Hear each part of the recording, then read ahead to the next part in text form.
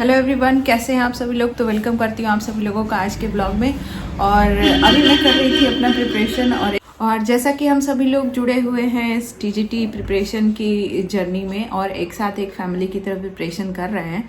तो अगर आपको कोई प्रॉब्लम हो या कोई चीज़ नहीं समझ में आ रही है या किसी तरह की हेल्प चाहिए तो मेरे कमेंट बॉक्स में ज़रूर शेयर करें, मैं उसका रिप्लाई करूँगी।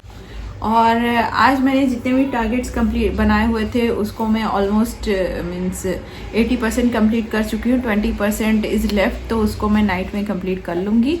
अभी मेरे बेबीज़ आर स्लीपिंग, तो इसलिए मैंने सोचा कि चलो अभी वीडियो रिकॉर्ड कर लेती हूँ, नहीं तो उठ जाते हैं तो बहुत ज़्यादा क्राउड हो जाता है, तो उसमें थोड़ी प्रॉब्लम होती है। और आज मेरे एक सब्सक्राइबर ने प्रीति यादव नाम है उनका, प्रीति यादव ने कमेंट किया था, जो कि मेरी यूट्यूब फैमिली से बिलोंग करती हैं। तो उन्होंने कमेंट किया था कि दी मैंने भी मीन्स सीटेट किया हुआ है और वो पूछ रही थी यूपी में उनको टीचर बनना है। तो उसके लिए मैं आपको प्रीति जी आपको ये गाइड करना चाहती हूँ कि ठीक है, आप बिहार वाले TRE 4 में नहीं बैठ सकती हैं क्योंकि आपका 90 से लेस है मार्क्स सीटेट में। तो कोई वरी की प्रॉब्लम नहीं है। आपको क्या करना है कि यूपी में जो वैकेंसी आने वाली है उसकी प्रिपरेशन करिए। और सबसे पहले तो आप क्या करिए कि TGT जैसे आपका SST है तो उसका सिलेबस ले लीजिए। अगर सिलेबस नहीं हो तो नेट से डाउनलोड कर लीजिए, ठीक है। और फिर उसके बाद उसका प्रिंट निकाल लीजिए या फिर कोई TGT की नॉर्मल सी बुक ले लीजिए, उसमें भी प्रिंटेड सिलेबस आता है। तो आप उसको मीन्स उसके हिसाब से देखिए, उसमें से कोई 2 सब्जेक्ट आपको सिलेक्ट करने होंगे। पहले आपका ज्योग्राफी है, फिर सेकंड आप कोई एक और देख लीजिए जिसमें आप कंफर्टेबल फील करती हूँ, उसको सिलेक्ट करके और उसके हिसाब से उन टॉपिक्स को, अगर आपके पास बेसिक बुक्स तो होंगी ही, पहले उसको पढ़ जाइए। NCERTs की बात कर रही हूँ मैं। फिर उसके बाद उस टॉपिक्स को यूट्यूब पे या गूगल पे सर्च करके अपने हिसाब से देखिए, आपको सुनने से ज़्यादा समझ में आता है या लिखने से आता है या फिर देखने से आता है। बहुत तरह से अलग अलग लोगों की अलग अलग तरह की पावर होती है कैच करने की। तो आपको जिस भी तरफ से अच्छे से समझ में आता हो आप वो मेथड चूज़ करें और उस टॉपिक को सर्च करने के बाद उससे रिलेटेड थोड़े नोट्स भी बनाएं। और जैसा आप लोगों ने थंबनेल और टाइटल में देख लिया होगा कि बहुत सारी वैकेंसीज़ आई हैं और ये 10,000 प्लस वैकेंसीज़ हैं। और मैं आप लोगों को बता दूं ये वैकेंसीज़ आई हैं MP में, देश में ये वैकेंसीज़ आई हुई हैं और ये सारी TGT की पोस्ट है। और इसमें मैंने यहाँ पे नोट डाउन भी कर लिया था। इसकी स्टार्टिंग डेट है 28 जनवरी और फॉर्म फिलिंग की, और क्लोजिंग डेट है 11 फरवरी। तो 28 जनवरी टू 11 फरवरी इसकी फॉर्म फिलिंग रहेगी। और फिर उसके बाद इसकी फ़ीस है 500 रुपीज़। और इसका बट एक चीज़ जो मतलब अदर स्टेट के लिए वो ड्रॉबैक है, वो आपको MP-TET इसमें क्लियर चाहिए। तो जिनका भी MP-TET है, जिन्होंने MP-TET क्लियर किया है, वो लोग इस फॉर्म को फिल कर सकते हैं। बट जो लोग का MP-TET नहीं है तो वो लोग इस फॉर्म को, जैसे मेरा MP-TET नहीं है तो मैं इस फॉर्म को नहीं फिल कर सकती हूँ, बट जिसका MP-TET है वो ज़रूर इस फॉर्म को फिल करें।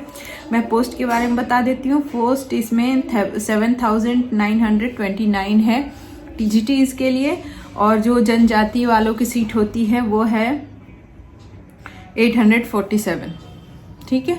तो अगर आपका ये MP-TET क्लियर है तो इस फॉर्म को ज़रूर फिल करें। और बाकी जिसका नहीं क्लियर है, तो अगर आपका सीटेट है या ये यूपी में भी वैकेंसी आने वाली है, तो सबसे पहले अपनी प्रिपरेशन को बहुत स्ट्रॉन्ग करें और खुद को कॉन्फिडेंट फील। और देखिए, अब मैं आप सभी लोगों को बहुत ही इंपॉर्टेंट 3 टिप्स देने जा रही हूँ, जिसका कि इस प्रिपरेशन में सबको बहुत ज़्यादा ज़रूरत है, जिसके ज़रिए ही आप सक्सेस को प्राप्त कर सकेंगे। मतलब जितने भी सक्सेसफुल लोग हैं सब ने स्ट्रगल किया है, कहीं ना कहीं मेहनत की है। अगर आप जो लोगों ने पढ़ाई के दौरान मेहनत नहीं की है वो उनको अब करना पड़ेगा। जो लोग पढ़ाई के दौरान मेहनत कर चुके हैं उनको अब थोड़ा कम करना पड़ेगा, और जो लोग पहले नहीं किए उन लोगों को थोड़ा ज़्यादा मेहनत करनी पड़ेगी।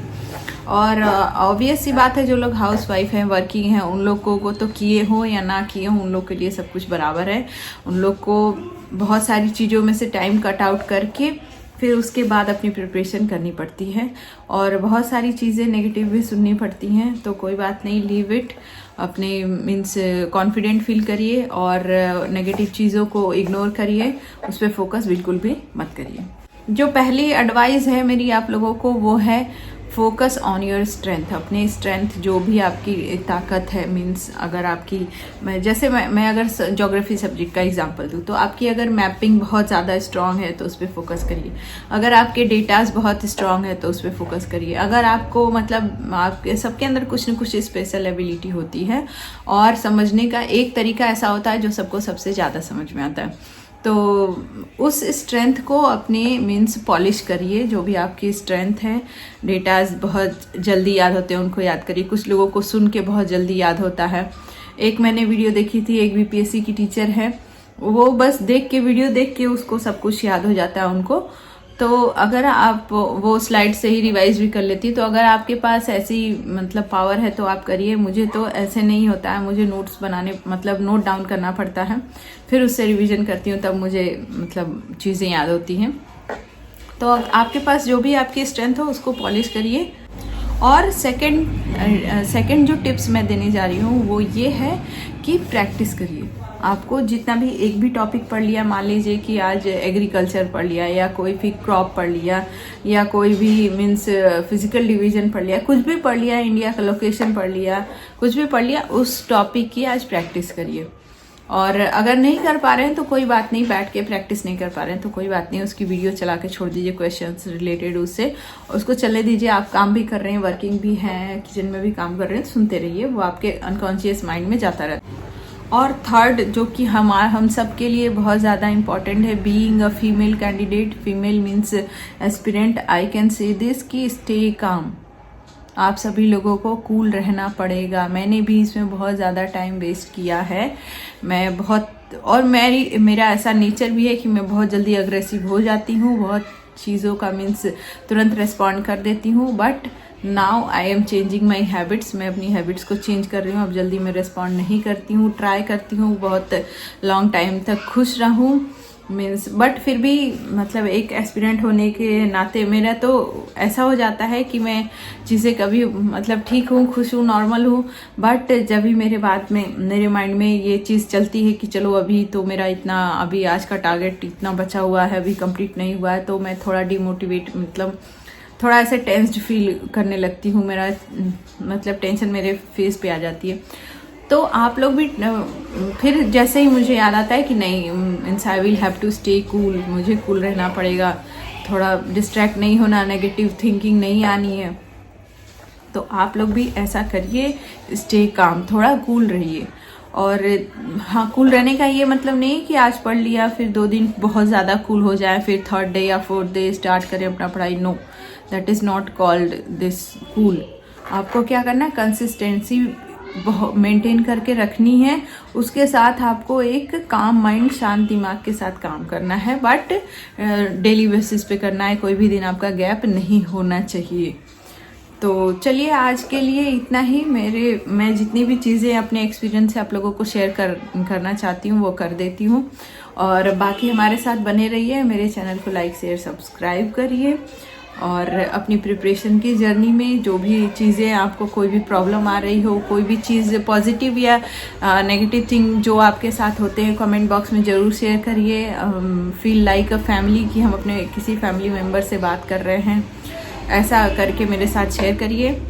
तो चलिए मिलते हैं आप सभी से कल, तब तक के लिए बाय बाय, टेक केयर।